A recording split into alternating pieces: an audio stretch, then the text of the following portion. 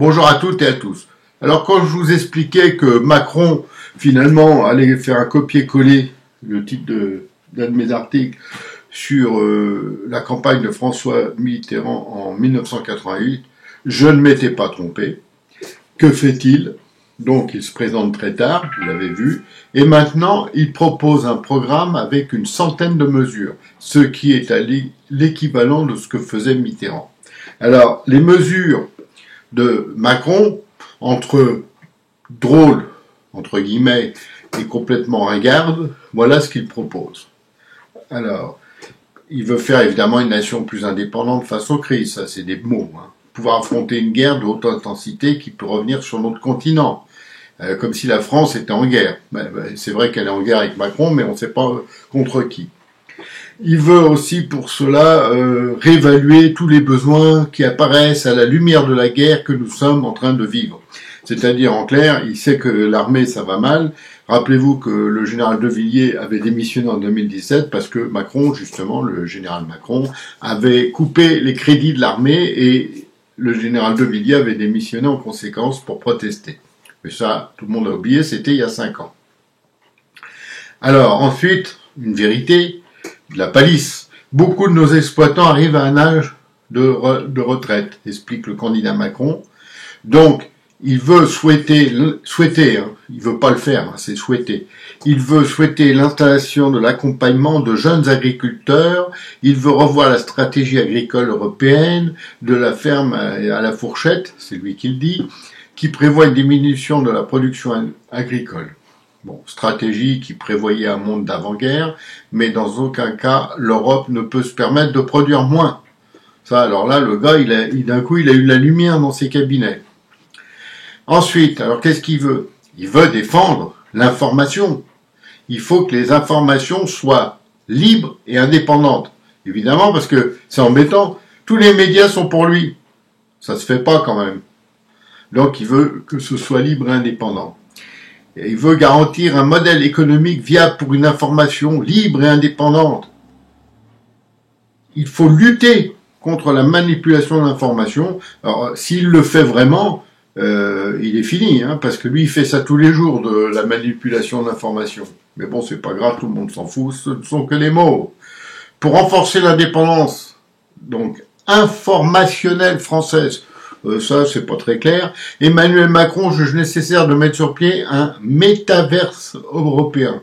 Un sujet clé pour permettre à tous nos créateurs de ne pas dépendre d'acteurs anglo-saxons ou chinois qui pourraient contourner les règles du droit d'auteur et du droit voisin. Et là, c'est n'importe quoi, je vous le dis tout de suite, puisque c'est impossible à faire.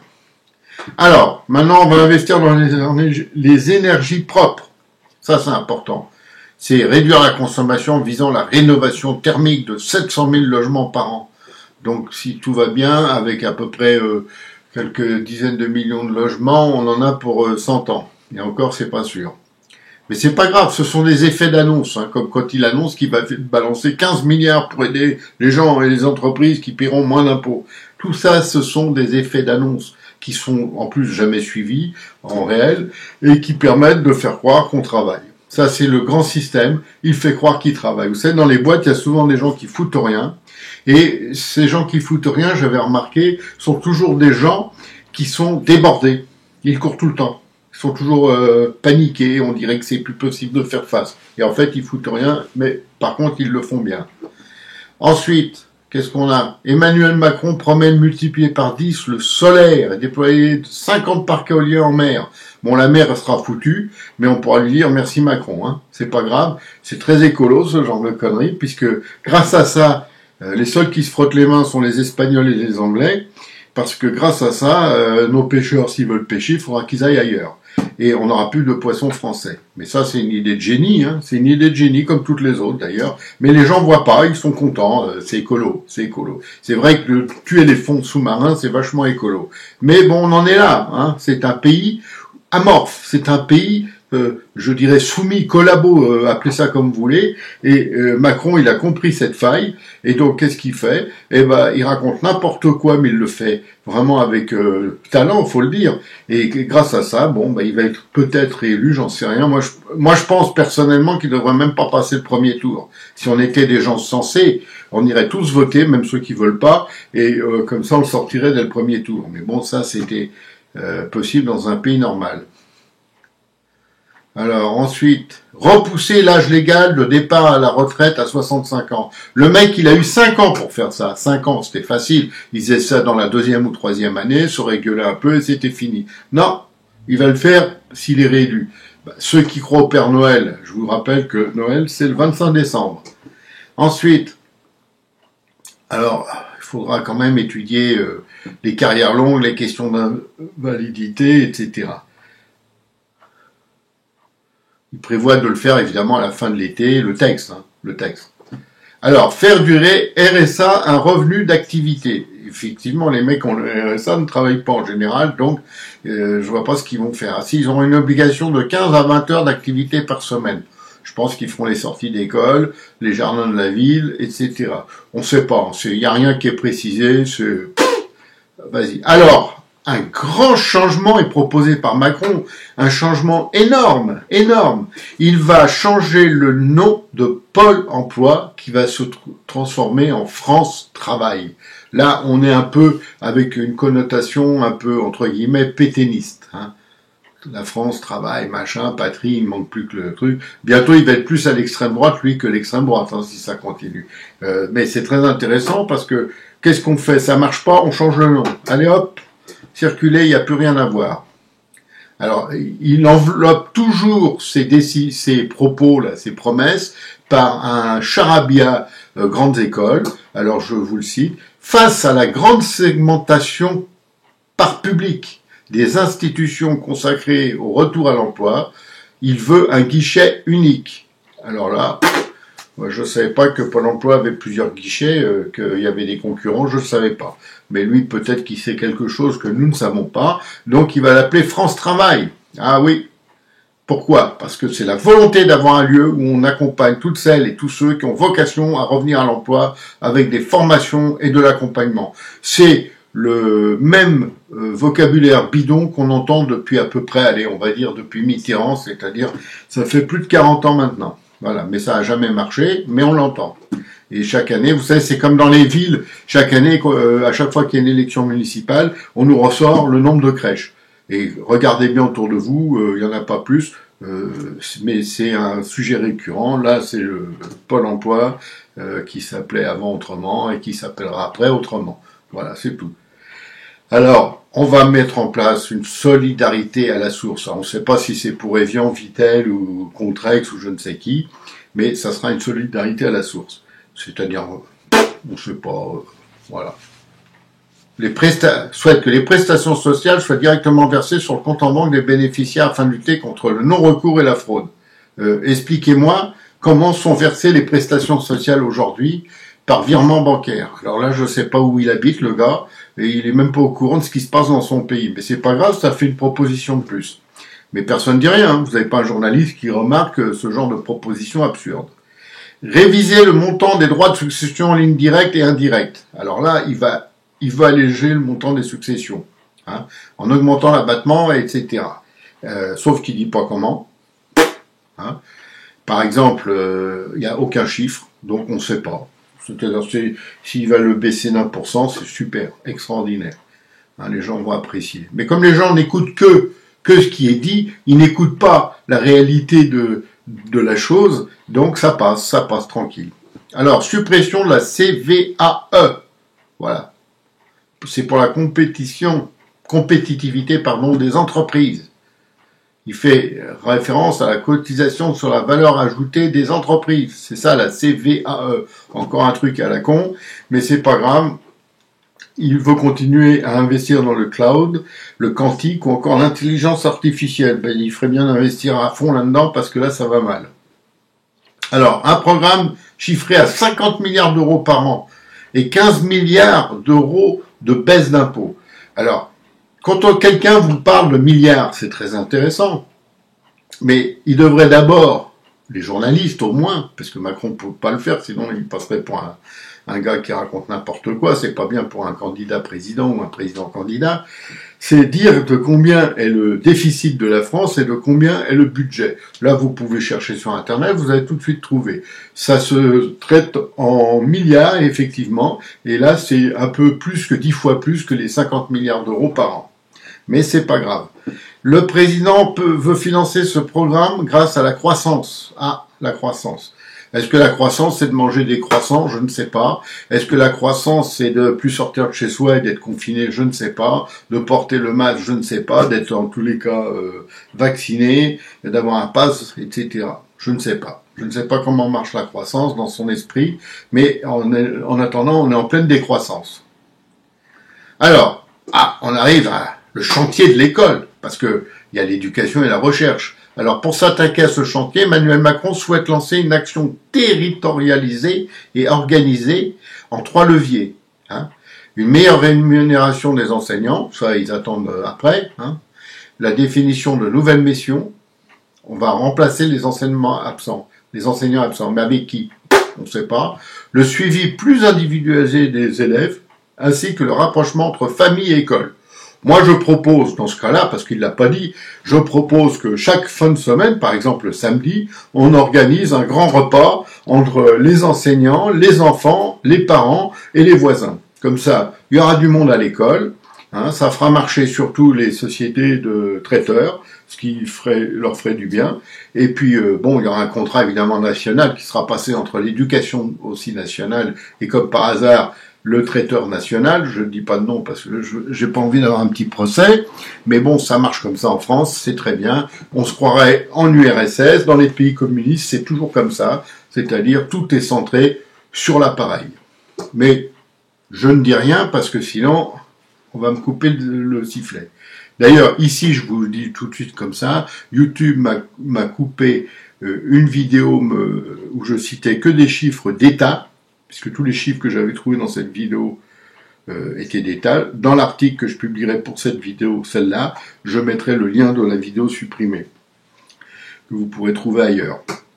Et tous les chiffres que je donnais étaient officiels. Ils m'ont supprimé, pas conforme évidemment au règlement, etc.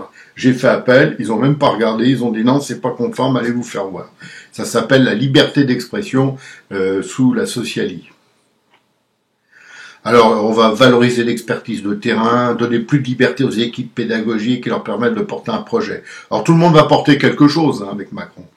Enfin, offrir plus de transparence pour les élèves et les parents. Alors, je ne sais pas ce que ça veut dire, mais on fera plus d'évaluation au niveau de la classe et des établissements.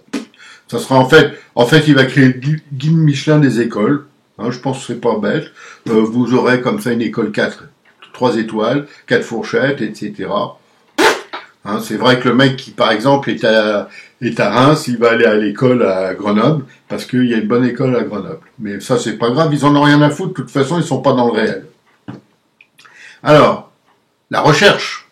Oui, la recherche. Alors, faut savoir que la recherche, c'est très intéressant, parce que depuis qu'il y a eu les socialistes au pouvoir, la moitié des centres de recherche en France sont fermés. Mais bon, ça intéresse personne, la recherche, c'est pas grave, le développement, etc., on s'en fout. Donc là, on va investir des milliards, 25, voilà, à partir de 2021, comme par hasard. C'est une loi de programmation de la recherche. Bon, ça, il fallait trouver ça, c'est bien.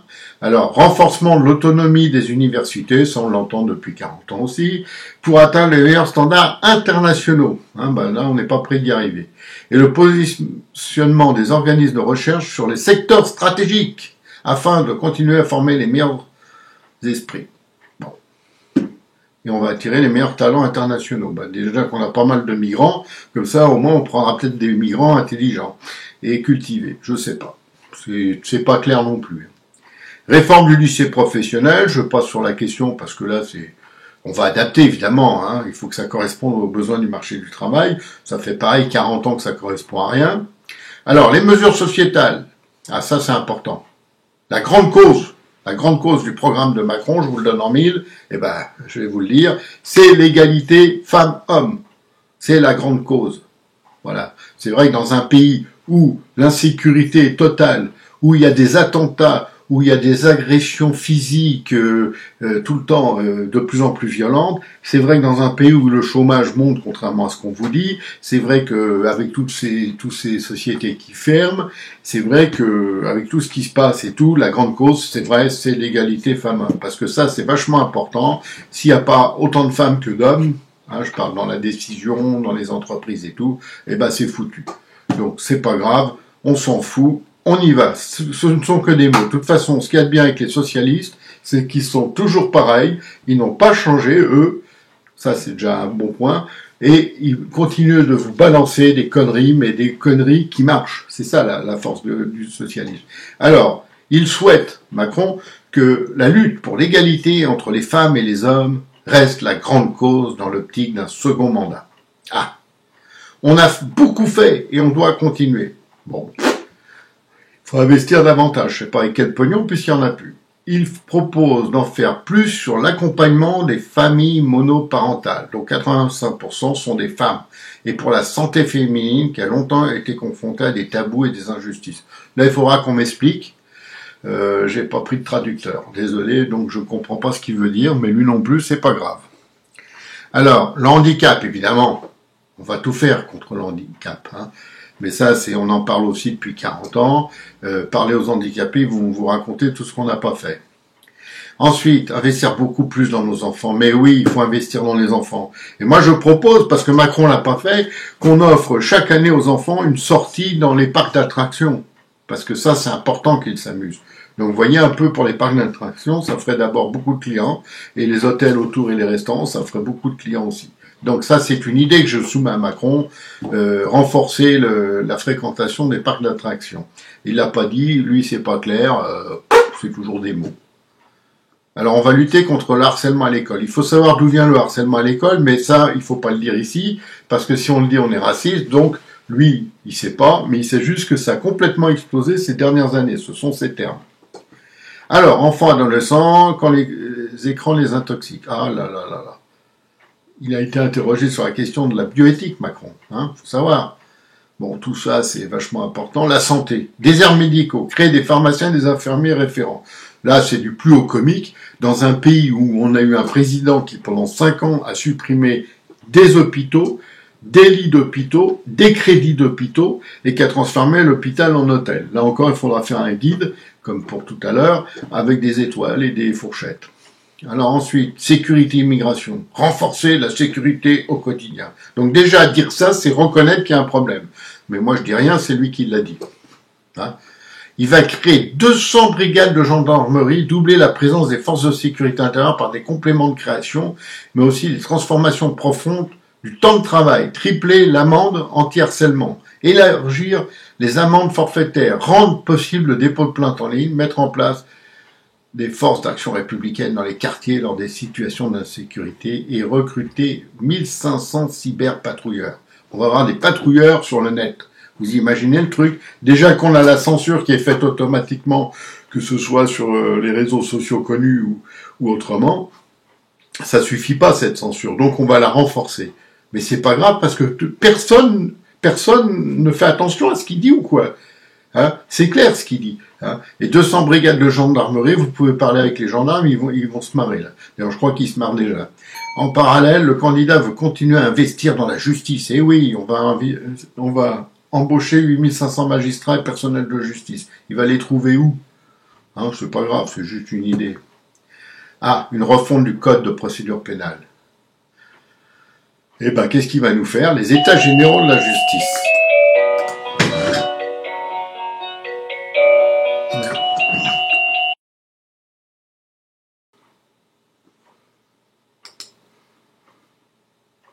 Alors, on continue, Il faut réduire la lourdeur des procédures pour les demandes d'asile. Voyons. Comme ça, on n'a pas assez d'immigrés, on va en prendre un petit paquet en plus. Je vous rappelle quand même, pour ceux que ça intéresse, que c'est sous Macron que la France a pris le plus de migrants. Mais bon, c'est pas grave. Alors maintenant, on va avoir une commission transpartisane pour relancer nos institutions. Qu'est-ce que ça veut dire? Lui-même ne sait pas, donc je ne vais même pas vous en parler. Mais le candidat, il veut. Il veut. Alors ensuite, une méthode nouvelle, une mobilisation générale. Oui, parce que vous vous rappelez qu'on était en guerre, donc ça continue. Emmanuel Macron a donc promis une méthode nouvelle pour essayer de lever complètement les blocages qui parfois nous ont paralysés. Alors là, je savais pas que c'était le cas, mais bon, on apprend tous les jours. Donc on va reprendre l'exercice de la Convention citoyenne. Je ne sais pas s'il est prévu un grand débat, puisque vous avez vu que Macron, pour les élections, lui, ne veut pas débattre. Il veut bien débattre que s'il y a personne en face qui peut lui poser des questions gênantes. Ensuite, pour la santé, l'éducation, blablabla, etc. Donc, toutes ces mesures seront faites avec des concertations très concrètes, seront ainsi menées localement, assorti un cahier des charges au niveau national. Voilà. Donc, on ne sait pas qui seront tous ces gens-là, on ne sait pas ce que tout cela veut dire, mais en clair, c'est un programme creux, vide, et on se dit juste que le président candidat qui veut faire des choses, pourquoi ne les a-t-il pas faites quand il était au pouvoir pendant 5 ans ? Rappelons-nous son premier argument de campagne en 2017, il ne faut pas qu'il y ait de Français dehors. Alors, la nouvelle est très bonne, il y en a de plus en plus, parce qu'il n'a strictement rien fait sur ce plan. Par contre, en 5 ans, son bilan catastrophique, parce qu'on n'en parle pas. On vous parle que de l'Ukraine. Hein. L'Ukraine, c'est le cache-misère. L'Ukraine, c'est l'écran de contrôle là, pour qu'on voit plus rien. Eh bien, pendant ce temps-là, en ce même temps, hein, le gouvernement français ou les gouvernements français ont échoué. Mais alors, ils ont échoué tellement profondément qu'on a une dette extraordinaire qu'on n'avait jamais connue, que on a une violence énorme, c'est énorme. Parce que les chiffres sont soigneusement pas cachés, ils peuvent pas quand même tout cacher, mais disons qu'on évite d'en parler. Et je ne vous ferai pas l'injure de vous dire que le chômage, l'insécurité, tout ça, c'est lié. Hein. C'est lié à une politique qui n'a rien fait pour la France, mais rien. C'est le paraître. C'est-à-dire que Macron, ça a été un grand représentant de commerce qui a voyagé pendant 5 ans aux frais de la princesse et qui a été raconté n'importe quoi, n'importe où. Un autre exemple très important avec Macron, il a été par exemple reçu par Poutine, comme vous l'avez vu, l'autre il lui dit bonjour en français, Macron lui répond en anglais, donc la France, il en a vraiment rien à secouer. Et c'est ça le drame. Et tant que les gens n'auront pas compris que ce président n'est pas un bon président et qu'il n'aime pas la France, qu'il veut déconstruire, on ira dans le mur. Et croyez-moi, là, ça va être grave s'il en reprend pour 5 ans, parce que là, il tombera le masque. Là, vous verrez à qui vous avez affaire, mais dites-vous bien que ça sera trop tard. Quant à croire qu'on aura une révolution dans la rue, alors là, je peux vous dire, ça fait penser au pipeau. Hein. C'est vraiment de la flûte enchantée. Il n'y en aura pas. Il n'y en aura pas parce que pour qu'il y ait révolution, il faut d'autres choses qui ne sont pas encore là. Déjà, il faut un mental. Hein. Il faut un mental. Parce que révolution, ça veut dire on va dans la rue et puis... Hein, tout peut péter là. Donc, je vous le dis, hein, je vais arrêter là, on est mal, on est même très mal. Je crois même que la France n'a jamais été aussi mal. Merci et enfin, espérons que vous incitiez tous les gens autour de vous à bien voter. Au revoir.